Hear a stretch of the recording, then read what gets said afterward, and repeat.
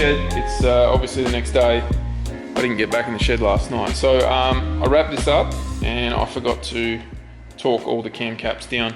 Now these, according to the manual, I highly recommend you guys get it. I'm gonna try and chuck a link below.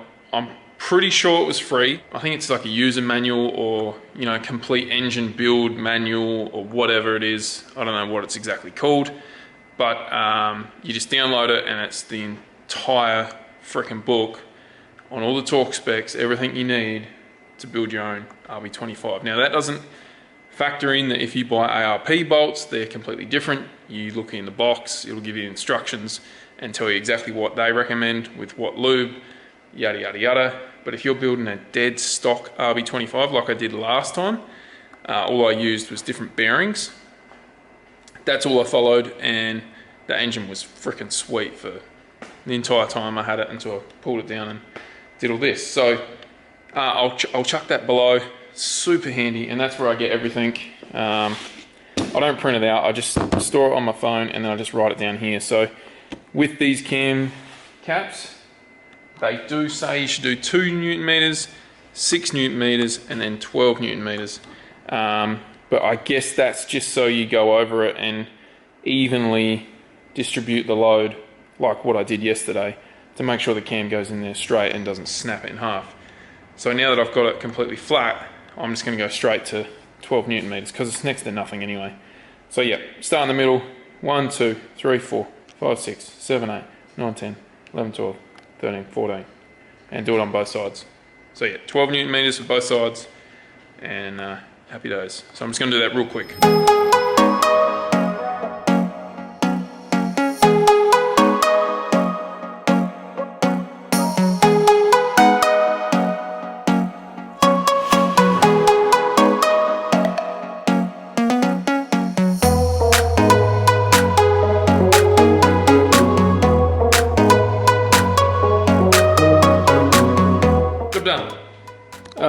Okay, so on to the next thing, just cleaning all the crap up, and as you can see, a lot of schmut is coming out of it. I don't know, just do one thing at a time, I guess. Try to anyway. This is the rear main seal. Obviously damaged that, getting that out. I probably should have shown how I got it out, but I just put this in a vise with some copper sort of clamps on each end so it doesn't damage it or whatever. Didn't do it tight, just put it in so you've got some sort of weight, you know, so instead of clamping it like that, I had it like that, so that lip, that step sort of lip there was in the vise, so it wasn't actually like clamped like real tight, it was just in there firm, so then I could just slowly tap around this seal here because it's got a metal insert in it, so it's pretty strong. So yeah, got myself a new rear main seal. This is a part number if anyone wants it. This comes with a gasket, all sorts of gaskets. I'm assuming for RB30, RB20, RB25. You know, you get the idea. So now, as far as I'm aware, this bad boy goes in completely dry, and it sits that way, so it doesn't sit that way, that's just silly. It sits this way, and then the crank comes through and it seals on that little lip there so no oil pisses out. So I'm going to put that in dry. I'm just going to use this bench because this is like a plastic, and I'm just going to slowly sort of push it in. Once I can't push it in with my fingers anymore, I'm going to use the back end of this and just sort of tap it. Look at that, it's going in already on the piss. That's not good, I'm going to take that out. Okay. Oh, you bitch.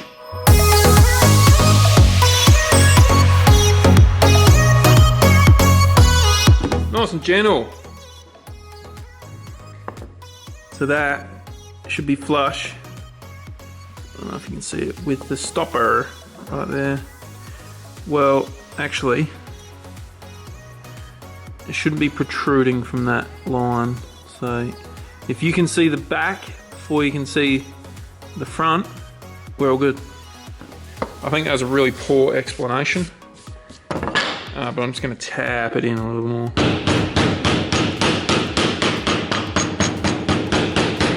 Bonza. Done. So now that can go on the back. But obviously put a bit of schmutt around here.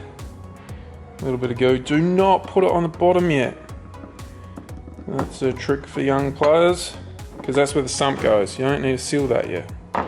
Put it on there, it's going to go dry, it's going to give you a bad time. Unless you're really efficient, you can get the sump on straight after. Chuck some stuff around there. Permaseal is the one of choice.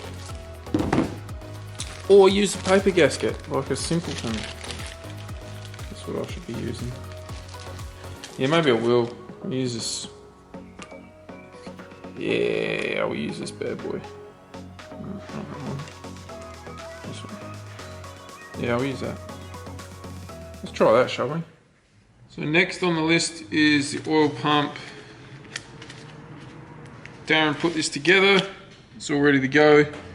Okay, so we have the grey gasket maker, and we've got the blue stuff. So we've got enough grey here to finish it. So I'm going to put the grey on this one.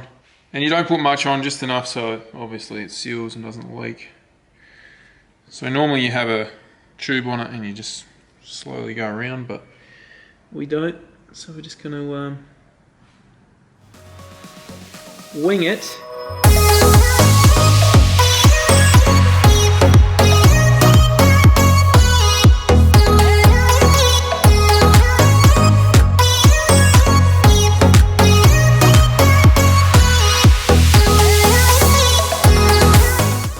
Okay, that's heaps. Probably too much. Main point is you don't get any in there, don't get any here, don't get any in there. So now I'm just going to go across and just tap it all down. And make sure you go to the edges. Cool. That's very simple. Now we're just going to slide it on. So, Oakie's here. Say hi, Oak. You want to say hello? No. Oak's here. He's looking after me. Okay, and then just make sure you got everything covered. Oh yeah, so it does actually go around that. It does actually go across here as well. Now it might look like I've got heaps on here, but I feel like I might not have enough. So we'll find out when we start to sucker up, eh? So there you go, just cover all your bases, and just bop it on. So your gears might not be exactly lined up, and you got two dowels. Where is it? That one there, that one over here. That'll sit on there perfectly. So the best thing you can do is get your gear lined up. You'll feel it. There she is. Oh, no, she's not. Oh, there she is. Twist it around till it's home to mama.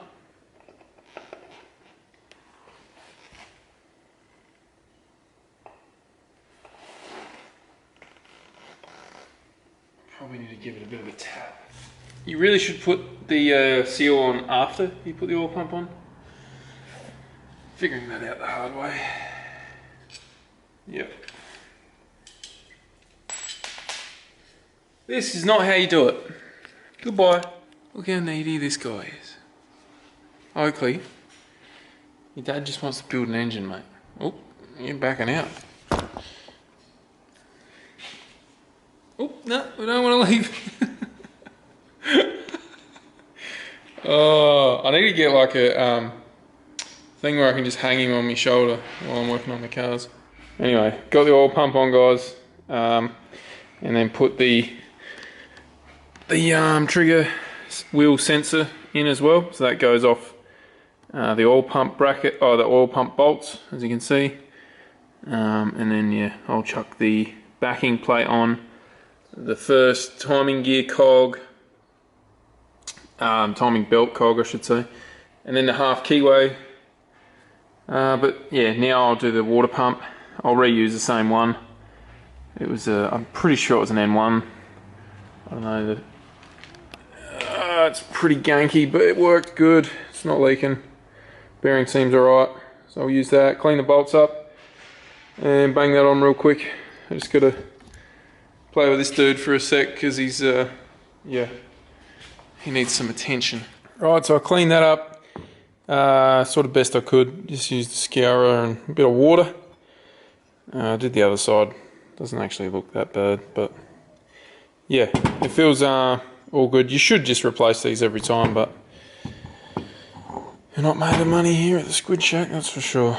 So yeah, now I'll just clean the bolts up, and I've got enough grey stuff left, so I'll keep rolling with that. And worst case scenario, I'll use some blue stuff on the thermostat housing, but the thermostat that was in there, the rubber was completely cactus. Actually, I might show you. If you see here, guys, the rubber is completely perished. That goes on the top where that little hole bit is, so the air can get out. But yeah, the rubber is completely cactus. The car never ever got hot. Like, never. It was, even doing burnouts and whatever, I could sit there at freaking third and fourth on the spot and it would not get hot. It's just the intake temps would yeah, go through the roof, and then it would hit a limiter and cut out. So that's a 65 degree thermostat. I'm going to go get another one from Sleeka Spares, put that in, and if the car starts getting hot, I'm actually just going to reuse that stuffed thermostat, because it was obviously working and doing the right thing. But then I also have to factor in that we're going to have a proper intercooler, and the intake temps might be a thing of the past. We'll see. It's never really had any crazy ducting in the front. Like, it's had some, you know, plastic put there and to help guide air through. But with the new cooler setup, I'm going to try and make a more permanent ducting setup, and really get these intake temps down. So then it brings me back to being able to do skids flat out till the tyres are popped. Not that I've ever done that before, but anyway, we can all dream. I don't want to wreck my fiberglass. Alright, so I'll quickly slap this on.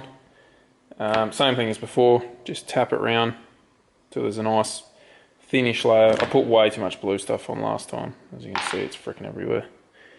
And yeah, then after that, I think we might do the inlet manifold.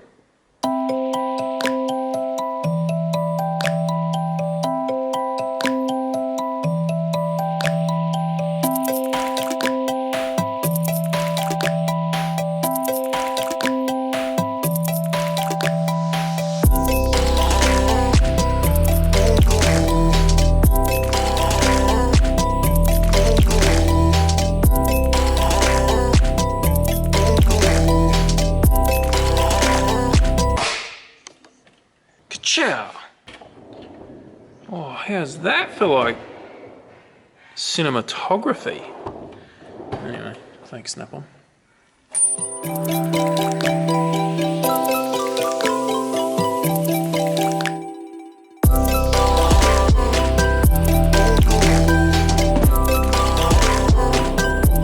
G'day guys, we're back in the shed. I have done a trip to Sleeka Spares. Ended up buying heaps more than I should have, but that's okay, because they're good eggs.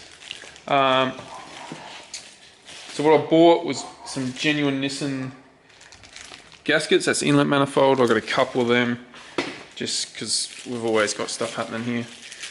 I did find out that cam seals are exactly the same as the front main seal on the oil pump, so I got a stack of them. Got a new fuel filter. Got some fittings to make life easier.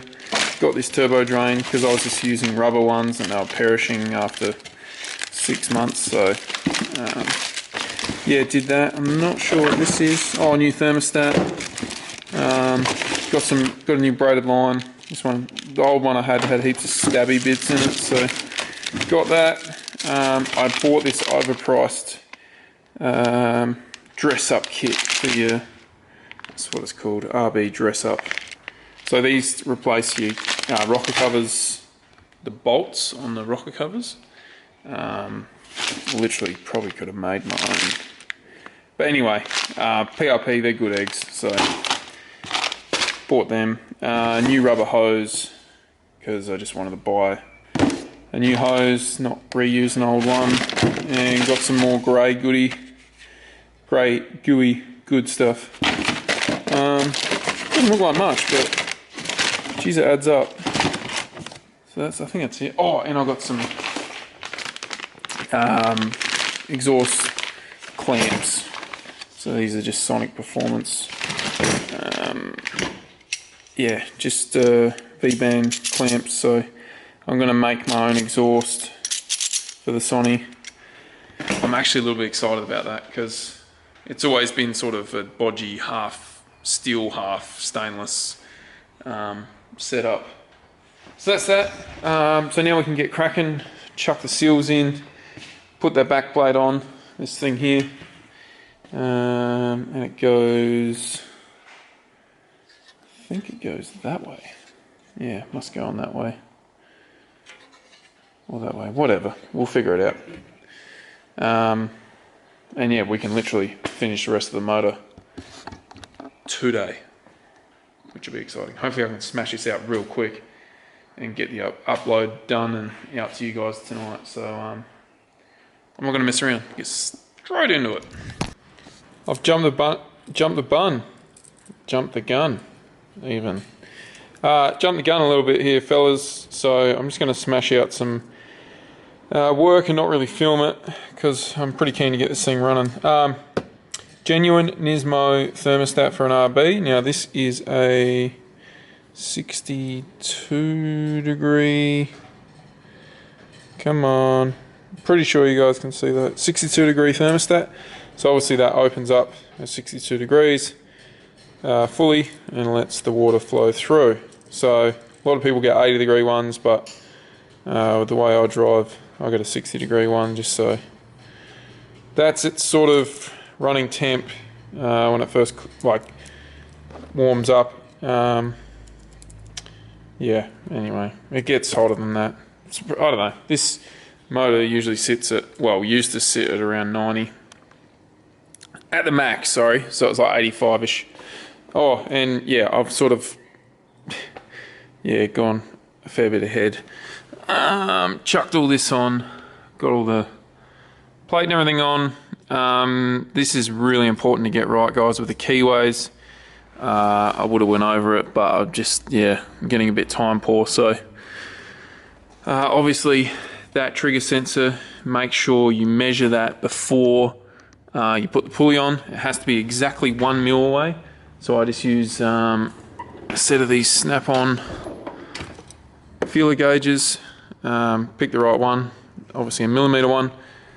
Sit it in there, adjust it with these two screws on the outside, and then Loctite them in because you do not want them moving at all. You get a bag trigger reference, and this thing starts firing. The spark, when the piston's still coming up, you're going to have a bad time. And then these bolts are obviously, they get undone when you pull that off because you use that as a pulling points when you put the puller on. So these have to get torqued back on to 32 foot-pounds according to ATI booklet. So make sure you torque them up. Double check these ones because they all have to be cock on.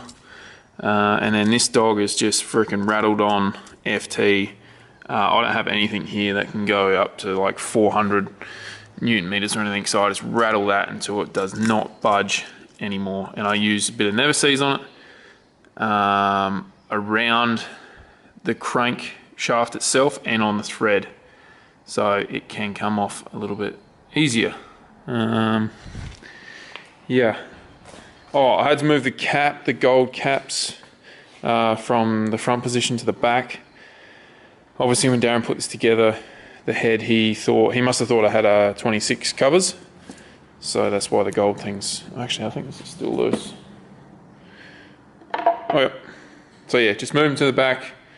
Bit of a mess around, but hey, it's all good. And I'll show you guys how to seal these up. I haven't cleaned them up as well as I'd liked, but anyway, is what it is, you know. Might just leave that there so nothing gets in the frickin' holes. Should just put spark plugs in, but I don't have any new ones here. There's always something I forget. Anyway, this obviously goes in here. So when you put this in, it obviously sits this way. I always shimmy it so that is at the top of the hole. A lot of people just put it in whatever way it goes.